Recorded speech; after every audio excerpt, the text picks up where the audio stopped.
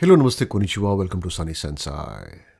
In this lesson, we will prove the law of sines. In any triangle, the ratio of the length of a side to the sine of its opposite angle is 2r, where r is the radius of the circumcircle. So, what do we have? First, we have a triangle ABC with sides A, B, and C. Second, we have the circumcircle of this triangle with center O and radius R. We need to prove that A over sine A equals B over sine B equals C over sine C, and all of these equal to R. Now moving on to the proof, we first join O to B and O to C. Next, we draw OD perpendicular to BC. Now, consider circle O. OB equals R, the radius of the circle. Notice that points B and C subtend angle BOC at the center of the circle and angle BAC at the circumference. Now, since angle BAC is the same as angle A, the central angle BOC is twice angle A.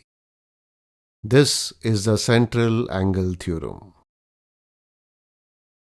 Next, in any circle, the perpendicular from the center to a chord bisects the angle at the center.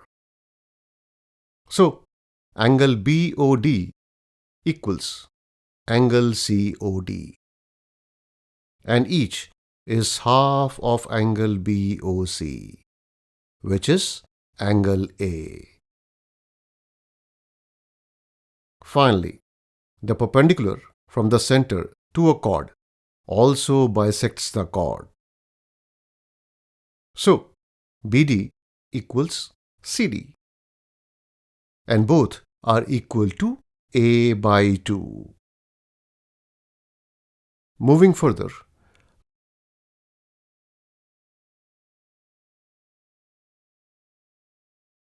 look at triangle OBD.